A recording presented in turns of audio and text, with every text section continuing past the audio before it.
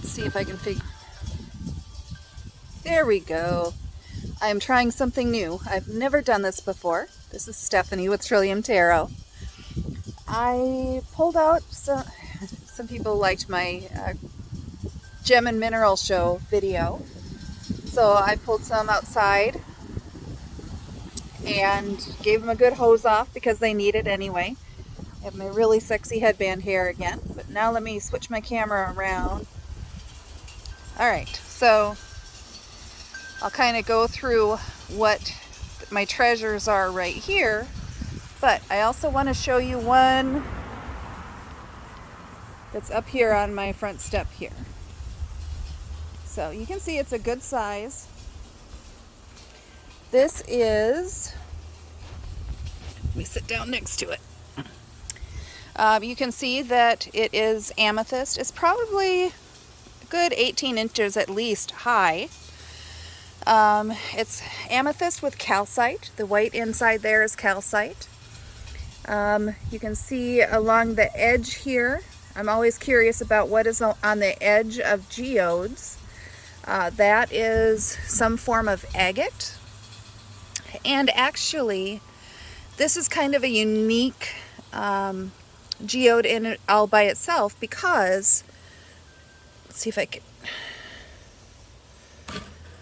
turn it around here. A lot of times, especially geodes that are this size, the backs of them have that black tarry type substance on to protect them from cracking and from breaking.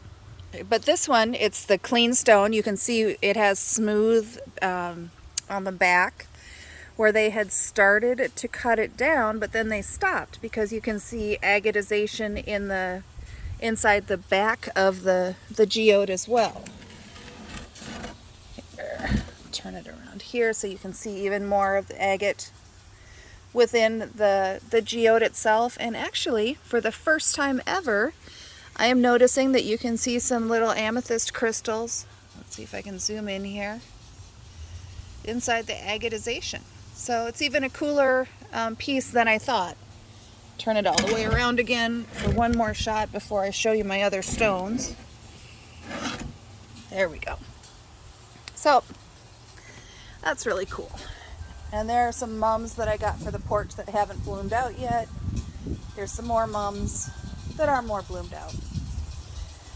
Here is a Christmas cactus that I actually have to break up. It has been in this one pot for probably, he doesn't even know. He said it's probably 50 years old and it's probably been in that same pot for 30 years. So I need to split it up. It's probably root bound as all get out.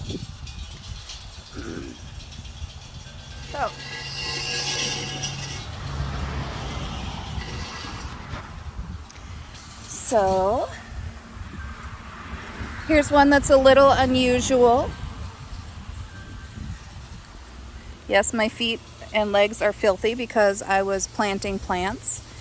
This is an oakenite. Looks kind of like a clam, and you may have to do a Google search because I don't know. Well, I guess you can see it. The little tiny spikes that are inside this oakenite. And I don't remember the metaphysical properties of all these stones. I just knew that I liked them, so I bought them. But with this one, you don't want to touch the spikes inside the oakenite because they are fragile and they will break. But it's a really interesting piece.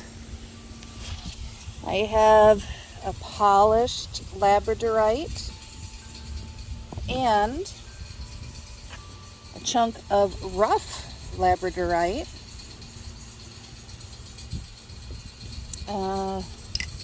Couple of pieces of a larger ammonite. I did some of these are wet because I did just hose them off. So you'll see some water around some of these things. This is a beautiful, huge amethyst point. Here is a Smoky Quartz tower. And I was just looking at the inclusions at the very tippy top of that. Oops. I love this carnelian because of the hole in the side of it. Each stone, by the way, they remind me of people. All of us have our own private flaws and inclusions, whether... Oh my Lord, I'm so sorry. The traffic noise is really bad. All of us have our own things going on under the surface, whether it's visible or not, but we're all unique. Let's see, I have a couple of towers of ocean jasper. There's one, and here's another. Now, this is interesting to me because if you look at my, this isn't a tower, it's a freeform shape or whatever they're called. This is a Polychrome Jasper. And you can see that it's the exact same colors as are in the ocean jasper. They come from mines in Madagascar that, from what I'm told, are only about 3 miles apart, 4 miles apart. They're very close to each other. Except the mine where this ocean jasper comes from happens to be underwater most of the time. They only harvest the ocean, or used to, I think it's closed now, harvest the ocean jasper when the tide goes out. So the reason for the similarity in the colors of all these particular types of jasper is because of the elements in the water itself, or in the earth itself, and the conditions. Let's see. This is a beautiful Lapidalite. Gorgeous purple stone. Oh, here's a big old Shiva lingam. You know, the other day, well, I'll tell that. I'm going to set this off to the side and tell a story about that one in a little bit. This is a clear quartz crystal. It is not selenite. It's because it's smooth. It doesn't have the flakes or the blades. But this is just called a Snowflake Quartz, I believe, because it has these things growing on it. I have no idea. I've never seen it before. It's just really kind of cool. Regular quartz crystal with stuff growing on it. And here we have various towers. Ooh, I discovered that this one, I believe, if I can get it on camera. Yeah.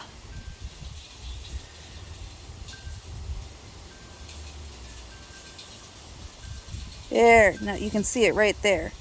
I believe those lines indicate that this is a record keeper because of the phantom stones inside it. So that's kind of cool. One of my favorite combinations is Malachite with Azurite. And I have this one, I have another one. I'm going to kind of do 2 little videos here, just because otherwise I'll be blathering and it'll be a 30-minute video. So I'll show another Malachite with Azurite. There we go. Spit it out. It's Friday, but dang. So that's one of my favorites. This is a blue apatite. Gorgeous color on that. Got a fuchsite palm stone. I love little quartz clusters. Little reminders of society and grouping and so on. Ooh, I know what I wanted to show you in this group. Now, in my last video, I showed a fossilized coral. So that was pretty much just a big rock. This is more recently, it's not fossilized. I don't know if the word is that it was more recently living, I suppose. This is a brain coral. And somewhere I have a couple of other shapes of coral as well. Once I find them and get them cleaned up, I'll show those to you as well. But this one happens to be a brain coral. With coral, you have to be really careful because, the coral reefs are dying and it's illegal to harvest new coral. So if you buy coral, make sure first of all that it's from a reputable dealer and that it was harvested in a way that is legal and sustainable and so on. This particular piece I bought at a rock shop that I have been to several times and I trust completely. Feel free to Google them. I think they have a website. It's Gary's Rock Shop in Viroqua, Wisconsin. The Viroqua is spelled V-I-R-O-Q-U-A. But that's where I got this piece of brain coral, as well as the other couple of pieces that I'll show you at some point. And the last thing I think I'm going to show in this video before starting a brand new one is this big chunk of Malachite Jasper.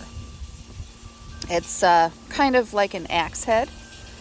Kind of cracked me up when I first picked it up because I was like, oh hey, that could double as a rock, but also as a self-defense weapon if need be, because it is so sharp. But Jaspers are always gorgeous. And just to show you at the end, before I shut this video off, I have a couple of crystals already out here sitting amongst the hostas in the mulch. There is a cluster of just regular quartz. I could flip it over and you could just see the outside of it.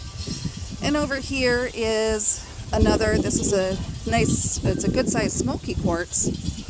It's really nice to live in a small town where I can leave stones out here and not worry about them.